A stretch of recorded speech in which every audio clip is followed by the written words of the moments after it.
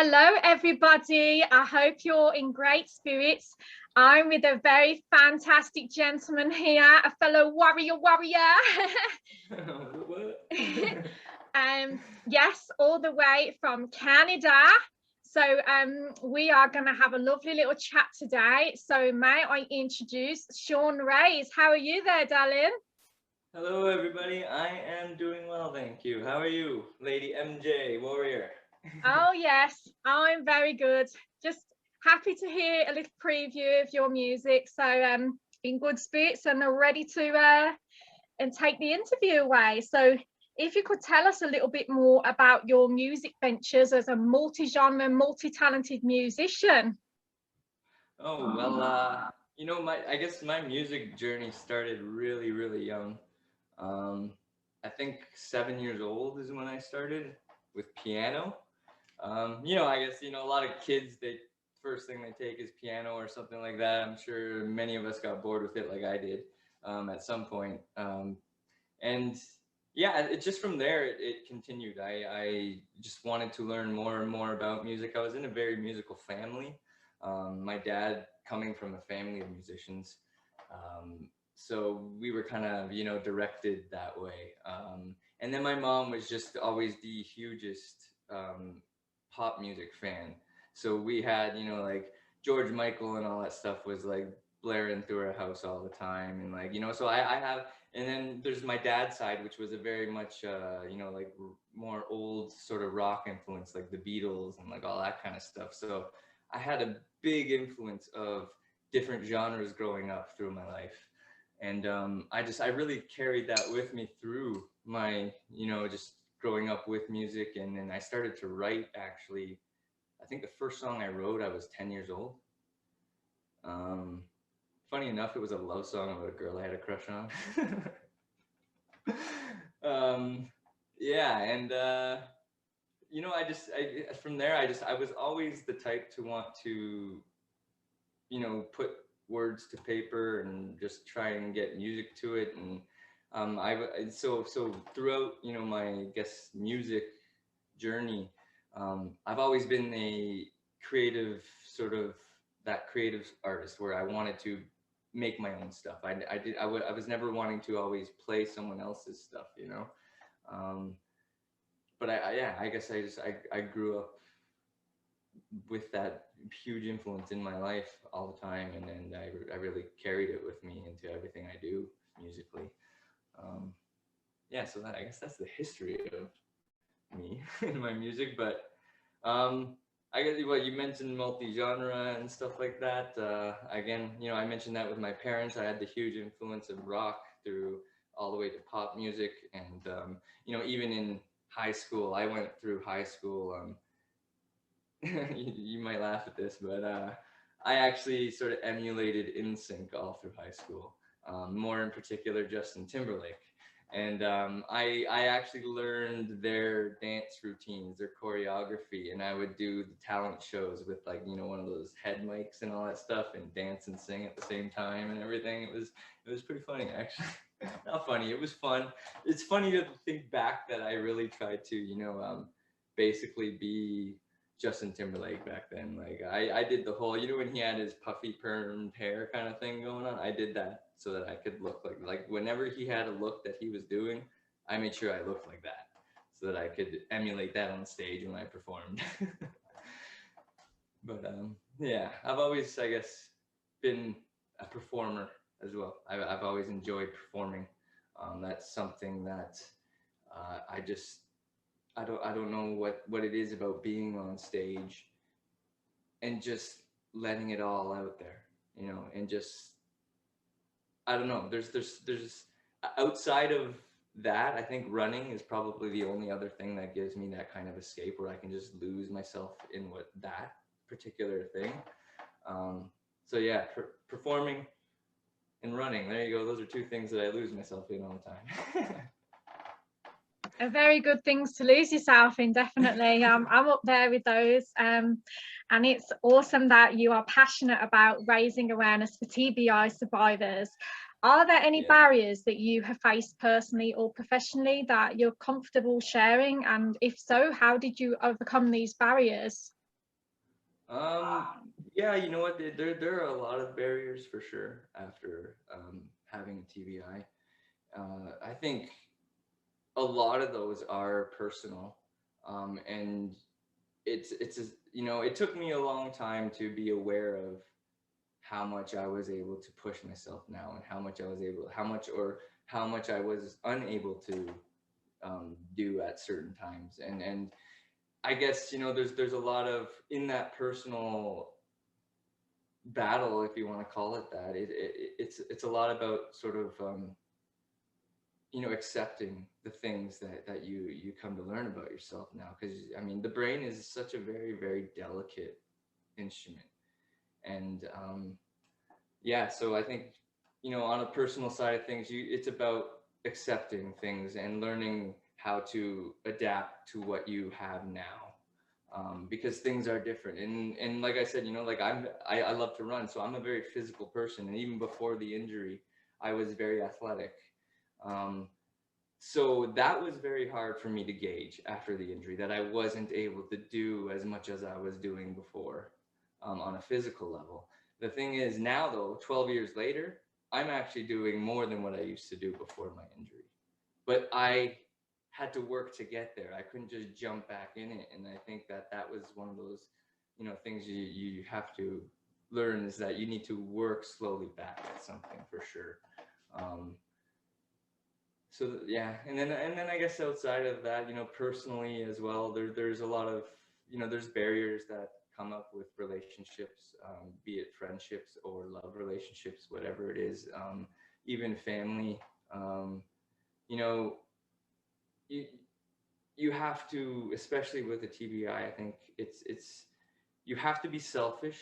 And I say this in the best kind of way, because the selfishness you need to have is that you need to make sure you surround yourself with people who are willing to support you. And if that is the kind of selfishness that I need to have to be able to thrive with the injury I have, then you know what, so be it. I'm going to be selfish. And that means cutting off relationships. That means doing things like that. And it hurts. It sure as hell hurts when you do it. But given the time to heal from that hurt, it feels that much better, that you don't have that toxicity in your life anymore. So I mean, there's definitely a lot of personal boundaries, I think, or personal sort of, you know, things or hurdles that you need to work around, with a TBI.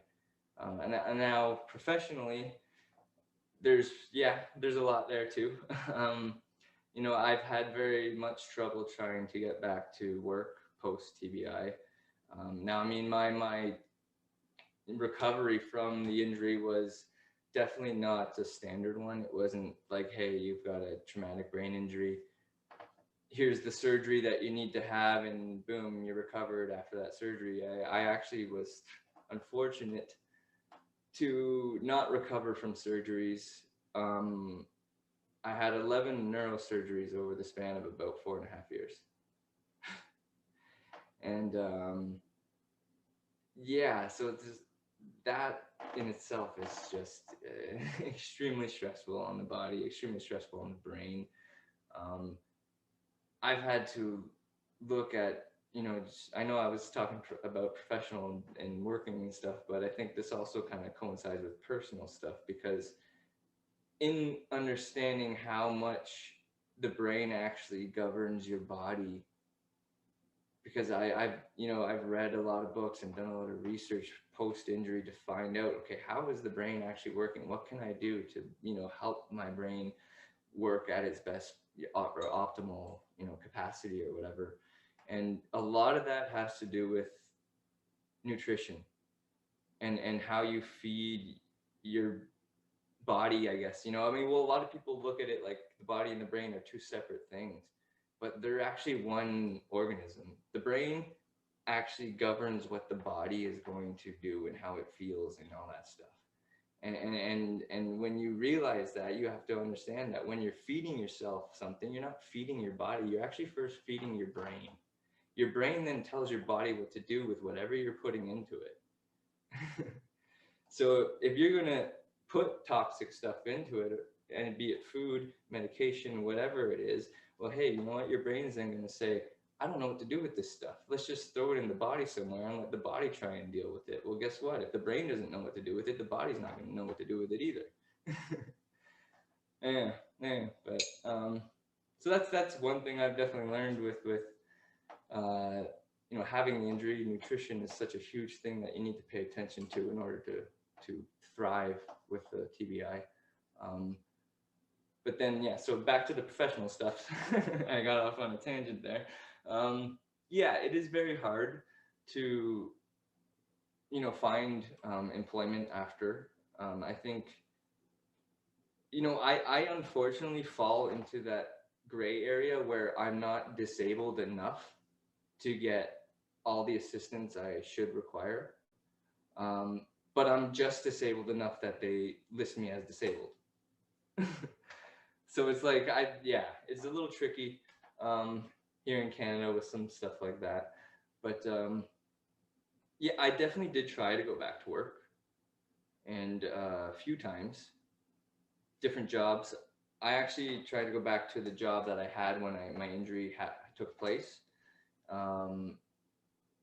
And I couldn't do it. It was just far too stressful cognitively. And that's one thing you learn, is that physically, just because you can do something doesn't mean your brain can take it on, which is an interesting thing. That whole trying to go back to that job with the travel and then sitting in an office for 8 hours a day, it just, even though I did what's that called when you gradual return to work? There you go. Even though I did a gradual return to work and I slowly worked myself back up to an 8-hour day, it was still too much for my brain to handle. And I unfortunately had to leave that, go back on disability. And I then did try to get another job. I just worked, some sort of roofing type stuff in the summer just to get some money, because there was a whole thing that was going on. I mean, I can't really get too much into it, but I basically was pushed into having to get a job without the ability to do so. And so I tried that. Even though, yes, I was able to do that job, it was physically grueling. I pushed myself through it because I had to, and I was basically forced to work. So after that job, though, when I realized it was too much, I tried to get another job, which again did not fully work out. I think what I've come to realize is that, like I said, the whole physical and cognitive relationship, yes, although the brain governs the body is still able to do things, but that doesn't mean that your brain is able to.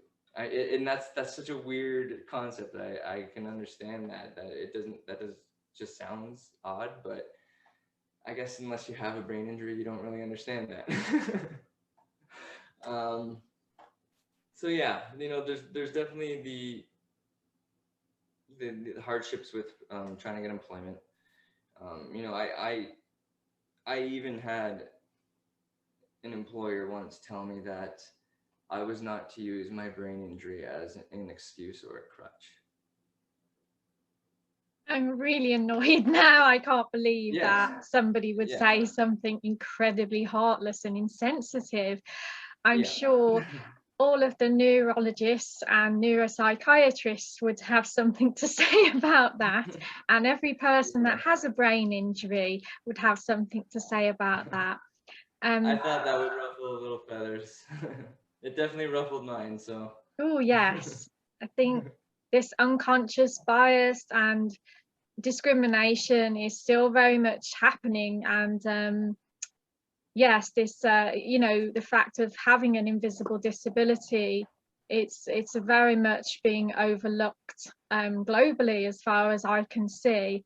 And I really appreciate you highlighting those areas and really opening up to us and sharing those parts about yourself, because it's not easy to talk about, because even though it is on a professional capacity, it's a personal experience, and I really appreciate you opening up about that. And yeah, thank you. No, thank you for giving me the opportunity to. You know, I don't, like you said, I don't think it's spoken about enough. And there's still such a huge stigma because I think it's not spoken about enough, and it's not actually brought to light. You know, the struggle that people with brain injuries actually deal with. You know, and sure, I may look perfectly fine, but I'm not. And yeah, people need to understand that that's a thing. Yes, absolutely. And it's wonderful that throughout your struggles, like, you're incredibly strong and brave. I can feel that, and Oh, thank very you. inspiring. And I just love that you've also found things similar to myself with your fitness and music. And I just wondered how you feel that that helps on your brain health journey, and how you think that could help other people, like anything that you could recommend from your ventures, and yeah, inspire the rest of us out there, eh? Well, thank you. Yeah, honestly, music. I did mention, you know, that it's always been a huge part of my life, and especially the wanting to be creative with it and the writing aspect. Um, so I really really, you know, dove into that aspect of music post injury. And I think a lot of that was being able to get out all the emotion and the stuff that was in my head that I couldn't explain, you know, that just couldn't be explained. So I wanted to get it down on something. And a lot of a lot of the music that I've written, I guess in the last 12 years, is all, you know, based on that feeling, whatever that feeling was, be it happiness, sadness, you know, anger, frustration. I mean, there's a lot of, unfortunately, the negative side of those feelings because yeah, it's one hell of a struggle. Um, but outside of that, the release that I got in the music is something that I don't think I would have been able to find elsewhere. Um, and you know, being a creative person. So I think that definitely, if you have that creative side of you, put that into you know, your whatever you're feeling, just channel that creativity and let it out. And um, yeah, you know, and a lot of that stuff though, like I did have to relearn things. I'm not gonna, you know, sugarcoat it. It's not like all of a sudden I just woke up from my injury and boom, I started writing music and playing stuff and whatever. I did kind of have to relearn. I sat in my room for a lot of time with my guitar, um, just sort of, not necessarily like, I don't want to say relearn because I didn't forget. It was more so just trying to refamiliarize myself with my, you know, the finger placements on my guitar and all that kind of stuff. Um, but that turned out to me just completely, like I said, diving into it even more and exploring more of, you know, songwriting. And I actually dove into piano because I hadn't touched piano since the age of 7 until about 6 or 7 years ago. I picked up piano again, and I'm like, I'm going to teach myself piano. Although you know, I didn't exactly fully teach myself. I did take lessons for a couple months. To my point in that, I wanted to learn how to play a song by reading notation, and I basically did that in my piano. And I guess that sort of helped me take what I learned there and put it into songwriting on the piano. So I do a lot of my songwriting on the piano now because I find that I can really learn how to connect the chords with notes and stuff like that. Because I just find, yeah, I don't know. I guess speaking maybe as a musician, you understand what I'm talking about and how connective notes are easier on a piano than other instruments. But um, so yeah, getting lost in creativity is huge. If you have that, channel it for sure.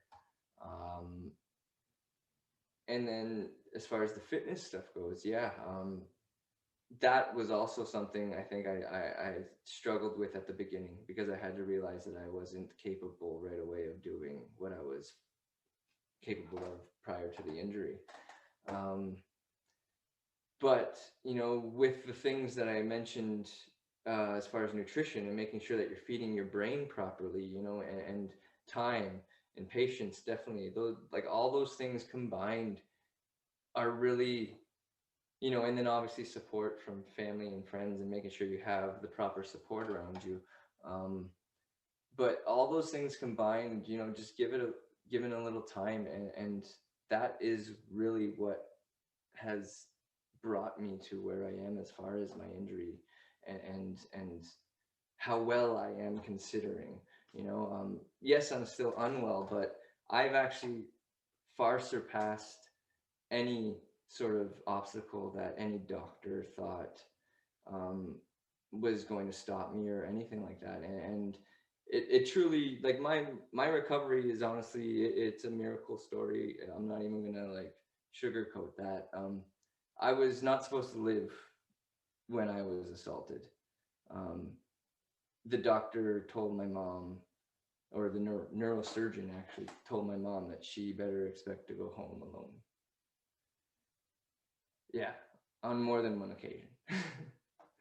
So, I mean, if one of the best neurosurgeons in Canada, probably he's like the top two, you know, thinks I'm gonna die, and here I am 12 years later, having accomplished far more than anyone ever thought I would. Like, I mean, there's something to be said about, you know, getting away from the norm, and understanding the brain outside of medical science, because there's so much more than what medical science can feed you in regards to, you know, curing yourself or helping yourself heal from stuff. And um, I think that that is probably one of the biggest things I've discovered in the last 5 years or so of my recovery, is getting away from, you know, medication and the toxicity that is so involved with it.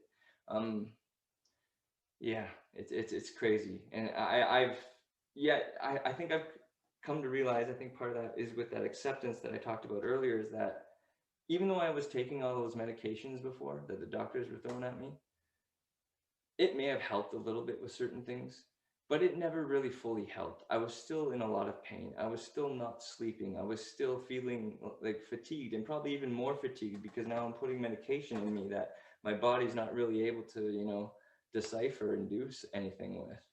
So it was like, I'm feeding myself these magic pills to help when they're not doing anything. So why am I going to put my body through, and my brain, why am I going to put those things through more toxicity if I don't need to, you know? So I kind of had to really look at that, and I tossed medication aside, and I said, you know what? I'm going to do this just my way, the way that I know that I feel well enough doing. Yeah, I'm still going to be in pain. I have to accept that. I'm still going to feel that pain. I'm still going to feel that fatigue. But guess what? I'm not feeling it as much. I don't feel, you know, the fatigue as long throughout the day as I used to. You know, the pain, yeah, I still have it, but my headaches aren't blasting as soon as I wake up in the morning. I'm not looking to pop a pill because I'm like, hey, guess what? This pill is going to help me from pain. Anyway, yeah, I'm sorry, I get a little, you know, fired up about this whole pain medication thing. Oh, I definitely agree. I'm on the same page as you, and I Oh could yeah. definitely, you know, talk quite in depth about that. It's something I'm very much, yeah, have my own views about, Yeah. which we could chat about another time. Mhm. Yeah, so I would love to know more about any music projects or what you've got coming up next. Okay. Yeah. Well, I guess, I mean, it kind of links what we just spoke about a little bit. I do have a song coming out within the next couple of weeks or so. There's not an official release date yet because I shot an official music video just a couple of weeks back for this particular song. And the very, very exciting thing about that is I haven't actually shot an official music video in about 7 or 8 years. So it's been a long time. And yeah, I'm my good friend Kareen, Electrifier Studios. She is so amazing. Honestly, I've been friends with her for 20 years or so now. We're basically brother sister. Um, we worked together again on this video. She did all my other videos too, but this one in particular, she threw together such an amazing team. The people she found to come in and work on this with the lighting, the makeup, like all that stuff was just top notch. And I am so excited, like more excited than any other project I've ever done. And yeah, I can't wait to release it. It's called Won't, and then WTD, which is an acronym for Wait to Die. Sounds a little dark, I get it. um, but that is where I link it to what we just kind of spoke about with the medical field. This song is actually very much a reflection of, my experience with the medical field, and dealing with a lot of stuff that I dealt with my brain injury, and especially the pain management side of it. I, like I said, have strong views on that. I was, a victim of that whole pain, whole crisis thing that happened, and became very addicted to pain medication. And it was sad. It really was, when I look back at pictures of myself in my recovery.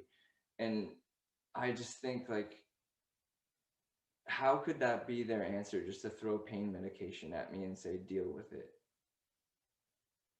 Like, I was so sick because of it. And so yeah, I'm coming from that, personal struggle that I dealt with myself. Not just that, but the struggle that I've seen people in my life deal with. And the fact that, like I said, the doctors just throw it at people like it's nothing, like it's Tic Tacs. Here you go, have it. It's sickening, really. Yeah, so the song really speaks to that. And the whole "won't wait to die" just means, like, it's like I'm not, because if you think about, what are they selling with this medication? They're selling fear. Take this or you're not going to feel well. It's like, well, I'm not going to sit around and wait just to die, basically, because you're telling me I'm going to, and I need to take these medications to not die or not be sick or whatever it is. It's like, yeah, so that's kind of the whole basis of the song.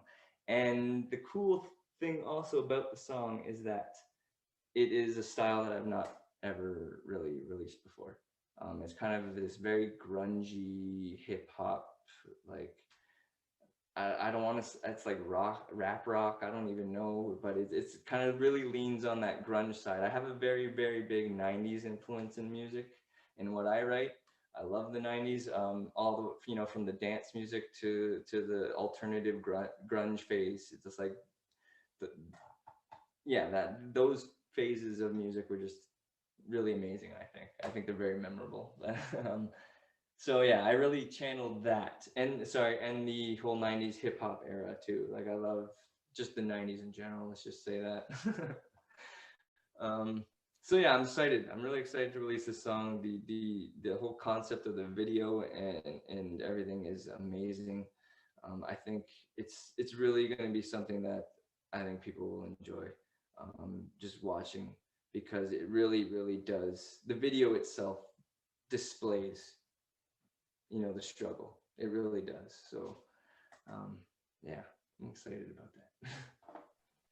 It's great that you've captured that memory and that feeling, and you've created it into something that's going to be really powerful by the sounds of it, and very moving. And it's great that you've got the team of people that you've worked with for 20 years that you can connect with, that understand you as a person and as an artist and musician. So yeah, it sounds exciting, and Head Injury Heroes will look forward to hearing your new track and listen out for it. So I was wondering, as we're part of Warriors of the World, if you could have one wish, a warrior wish, what may that be? Oh man, this is like the Miss America pageant question.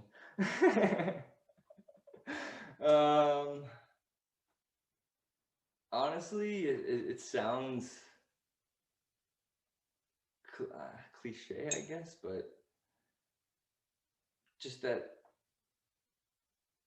everyone just really, really come from a place of love with everything they do. And I'm not talking about, you know, what society thinks love is with, you know, presents or buying things or diamonds or whatever the crap they want to, you know, show.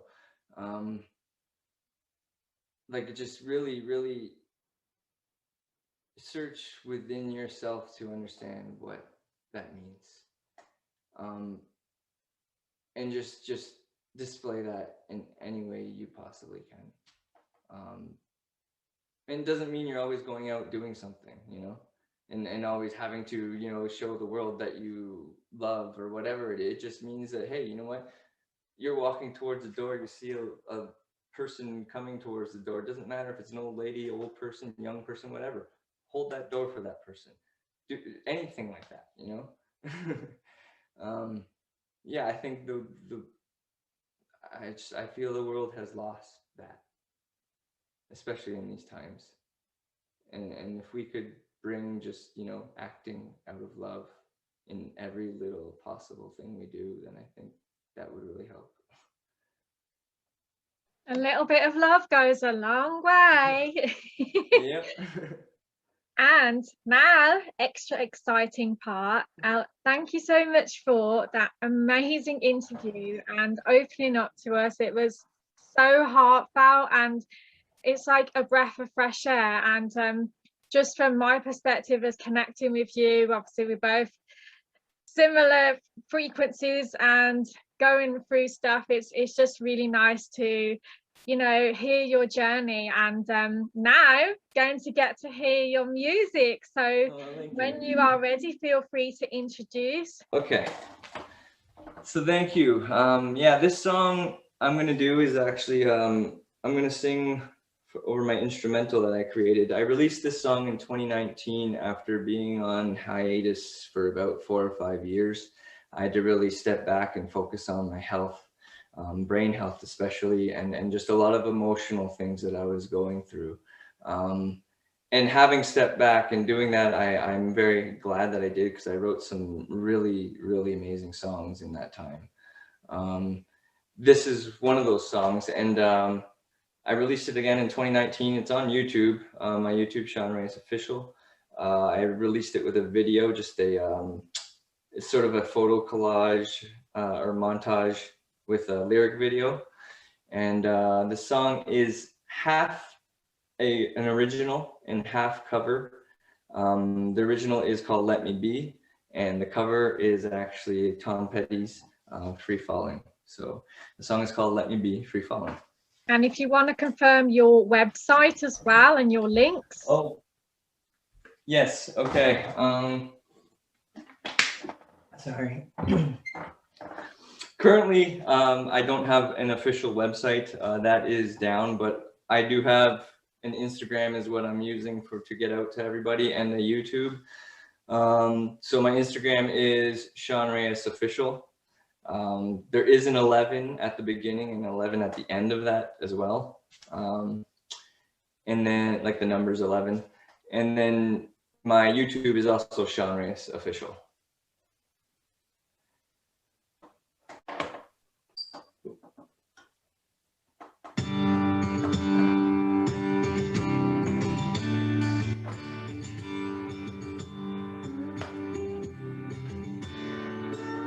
I wake up to face my day, don't know what to do, I don't know what to say, gotta change my life, change my way, leave it all behind and just fall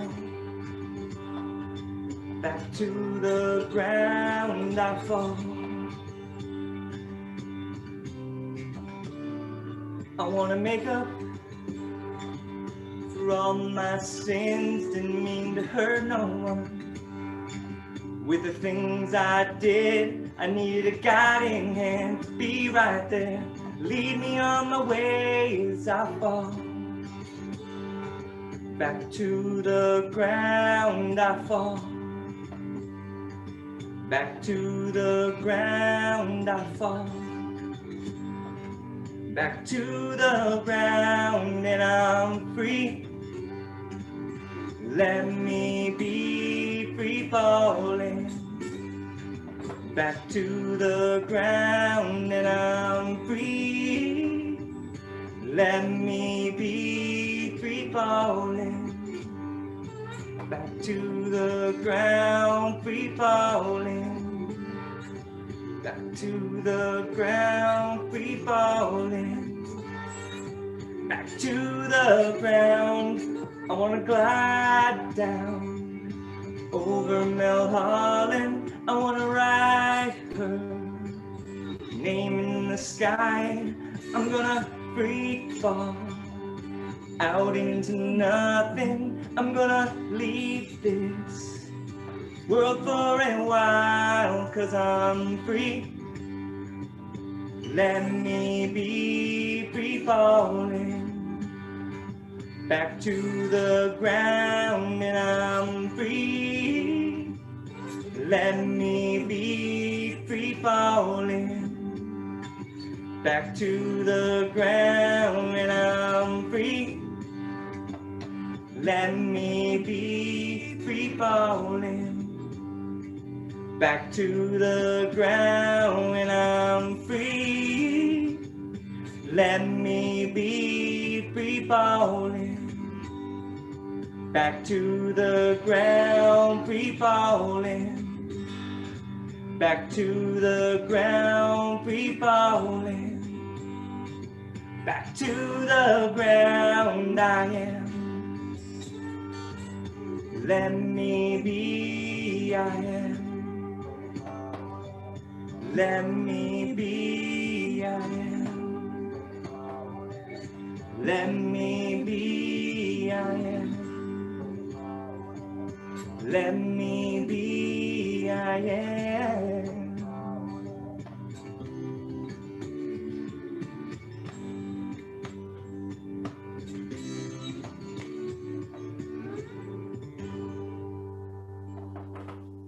Woo!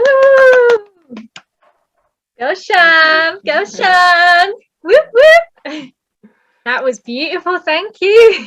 Thank you, appreciate that. Now I do want to give a shout out to Cleveland Sound Lab, James Nickel, who is the producer for that, and Craig McRae, who came in and helped with the guitars on that song. Those guys were awesome to work with in the studio, so thank you guys for helping me get that song. Yes, big shout out to your peeps. Big shout out to Canada from England. Yes, yeah, it's been amazing to connect and learn more about your ventures and just see how brave you are and strong to work through this. And I really hope that people feel the connection and become more aspired to learn different techniques and learn different methods of working through their traumatic brain injury, alternative holistic approaches that may be more suitable. Absolutely. Yeah, definitely. Well, hey, thank you for giving me this opportunity and for having a venue like this for people to share their experience and get the information out there. So I appreciate that. Thank you. Thank you.